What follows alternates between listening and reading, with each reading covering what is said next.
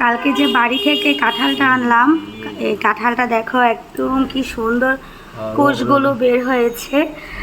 বাবা হচ্ছে বসে বসে কাঁঠালটাকে ভেঙে দিচ্ছে, আর এত সুন্দর পাকা কাঁঠালের গন্ধ একদম ঘরময় হয়ে গিয়েছিল। খুব সুন্দর হয়েছে না কোষগুলা? একদম গাছ পাকা।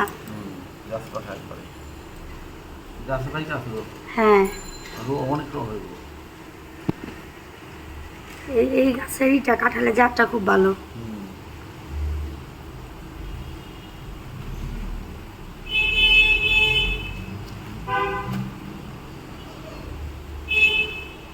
মুড়ি তো নাই বাবা, না মুড়ি হইলে মুড়ি দিয়ে ভালো লাগতো খাইতে। হ্যাঁ,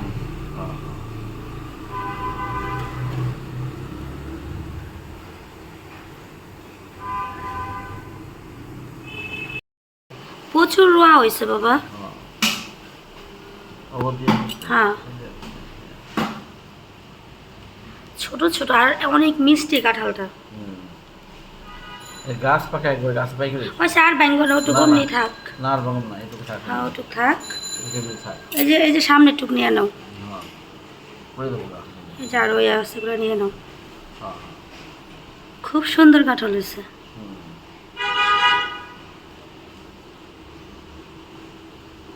আপনি পরে বানিয়ে খাইব। হ্যাঁ, ওটুক থাক। রেখে দাও। এর কিছু রাখো এটা এগুলি বসাগুলি।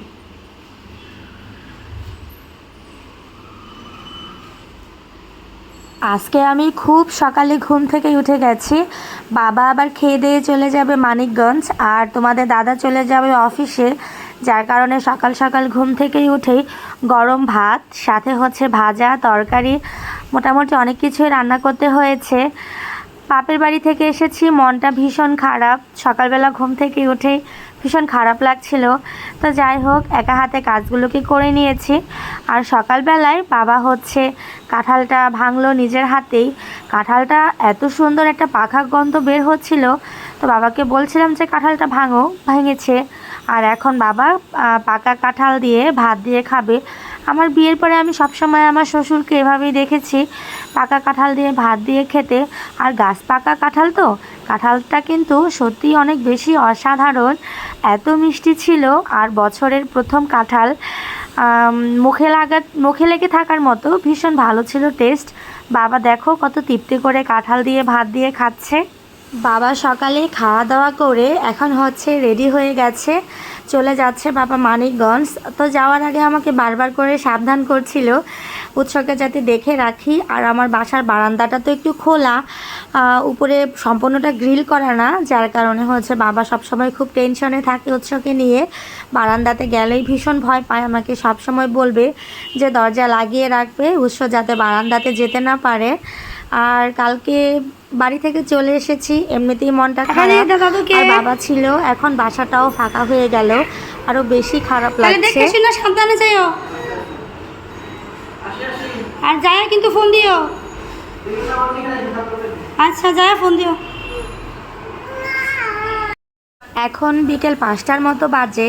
তো সারাদিন একেবারেই মোবাইল হাত দিয়েও ধরিনি, কোনো ব্লগও করিনি, কোনো ভিডিও শ্যুট করিনি, কিচ্ছু করিনি। মনটা ভীষণ খারাপ ছিল। তো সংসারের কাজ যা যা টুকিটাকি করার ছিল সবটাই করেছি। আর এখন উৎস তো দুপুরে স্নান টান করে দেওয়ার পরে ঘুমিয়েছে। ঘুম থেকে উঠে এখন আমাকে বারবার করে বলছিল ও টেডিটাকে একটু ঠিক করে দেওয়ার জন্য। টেডিটা আমি নিউ মার্কেট থেকে কিনেছিলাম, একটা হচ্ছে কচ্ছপ আর একটা হচ্ছে টেডি ভাল্লুক যেটা, সেটা। তো উপরের শিলিগুলো খুলে গিয়েছিল, আমাকে সে তখন থেকে বলে যাচ্ছে যে একটু সেলাই করে দেওয়ার জন্য, ঠিক করে দেওয়ার জন্য। বারবার করে তুলোগুলো বের হয়ে যায়, আর তুলাগুলা বের হয়ে গেলে তো এটা নষ্ট হয়ে যাবে। আমি বিকেলবেলা করে আর তো কোনো এখন করার মতো কাজও নেই। আর দুপুরবেলা ঘুমও আসে নাই, অনেকবার ঘুমানোর চেষ্টা করেছিলাম, কিন্তু কেন জানি আজকে দুপুরবেলা ঘুম আসছিল না, ভালো লাগছিল না কিছুই। এখন উৎসকে টেডিটা সেলাই করে দিচ্ছি। আর এই যে দেখো আমার গাছগুলোর কি অবস্থা হয়ে গেছে। তোমাদের দাদা তো এই কদিন ঠিকঠাক মতো জল দিয়েছে, তো আমাকে যে আনতে গেছে বৃহস্পতিবার রাতে, তো বৃহস্পতিবার থেকে শনিবার রাত পর্যন্ত এই কয়দিন তো আর কোনো জল টল কিচ্ছু দেয়া হয়নি। আর উৎস দেখো, ওর সামনে ক্যামেরা ধরে রেখেছি বলে ভীষণ লজ্জা পাচ্ছে, মুখটা ঢেকে ঢেকে রাখছে। আমার কিন্তু দেখে দারুণ ভালো লাগছিল। আর আমি এখানে টেডিটাকে সেলাই করে দিচ্ছি আস্তে আস্তে করে। আর কালকে রাত্রে এসে আমিও দিতে পারিনি জল, আমি এত কালকে ব্যস্ত হয়ে গিয়েছিলাম। আর এতদিন পরে বাসায় এসেছি, তোমাদের দাদা তো কিছুই করেনি, শুধু অফিস থেকে এসে আবার কষ্ট করে রান্না বান্না করে খেয়েছি, সেটাই তো অনেক। ঘর গোছানোর কাজটা কখন করবে বলো? এসে আবার সেই ঘর গুছিয়ে টুছিয়ে রান্না বান্না করে রাত্রেও এসে আমাকে রান্না করতে হয়েছে। তো সব কিছু করে টরে আমি আর একেবারেই সময় পাইনি। এই যে আমার মোটামুটি টেডিটা সেলাই করা হয়ে গেছে, আর উৎস তো এগুলো পেয়ে মোটামুটি খুশি। ওর কচ্ছপ টেডি এই দুইটাই সেলাই করে দিলাম। আর দেখে তো এখন ছেলেটা খুশি হয়েছে, এখন এটা দিয়েই খেলবে। আর উৎসরও মনটা সারাদিন ভীষণ খারাপ, তাকে বলছিল যে এই কচ্ছপটার চোখ নেই কেন, আসলে চোখটাও নিজেই উঠিয়ে ফেলেছে। আর বারবার দেখাচ্ছিল যে কচ্ছপটার চোখ নেই। তো এখন চলে এসেছি আবার গাছগুলোতে একটু জল দেওয়ার জন্য। গাছগুলো দেখো একদম শুকিয়ে যাচ্ছে, মাটিটা একদম ভিজে খটখটে হয়ে গেছে। গাছগুলোতে জল দিয়ে দিচ্ছি, আর এভাবে এক বালতি জল নিয়ে নিয়েছি। বারবার করে জল ওইভাবে আনতে ভালো লাগে না, বালতিটা কাছে ভরে নিয়েছি জলে। বালতিটা কাছে নিয়ে রাখলে পরে একবারেই বেশ জলগুলো দেয়া হয়ে যায়। বেশ মাটিটা খড়খড়ে হয়ে গেছে। আর জার্নি করে আসার পরে শরীর এতটা ভেঙে গিয়েছিল, এত বেশি ক্লান্ত ছিল যে আর ইচ্ছেই করছিল না গাছগুলোতে জল দিতে। তো বিকেলবেলা দেখছি যে গাছগুলো কেমন একদম মরে মরে যাচ্ছে, একটা গাছ তো মরেই গেছে। এখন হচ্ছে গাছগুলোতে একটু জলও দেব। এই দিকে দেখতে দেখতে দিনও শেষ হয়ে গেল, আর বেশি সময় নেই সন্ধ্যা হতে। এখন ঘড়িতে বাজে হচ্ছে 6টা বাজে 2 মিনিট। ঘড়িতে দেখে আসলাম সন্ধ্যা হয়ে যাচ্ছে, আর আমার হাতে কোনো কাজে উঠছে না। সারাদিন আজকে কোনো ব্লগ করিনি, কোনো মোবাইল হাত দিয়ে ধরতে ইচ্ছে করছে না, মনটা এত বেশি খারাপ লাগছে এখনও পর্যন্ত। আজকে কতগুলো জামা কাপড় ভিজিয়েছি, এখনও পর্যন্ত কোনো কিচ্ছু কাচা হয়নি। একটা বালতি জামা কাপড় ভেজানো হয়েছে, এগুলোকে আমার এখন কাচাকুচিও করতে হবে। বেড কাভার অনেক কিছু আজকে ভিজানো হয়েছে। এই এতক্ষণ পরে স্নান টান করে তারপরে এলাম। আর বাইরে কিন্তু এখন মানে সন্ধ্যা হয়েই গেছে, প্রায় চারদিকে রাত হয়ে গেছে। বাড়ি থেকে আসার পরে মনটা এত বেশি খারাপ লাগছে যে কোনো কিছুই আর করতে ইচ্ছে করছে না, একদমই মন বসছে না।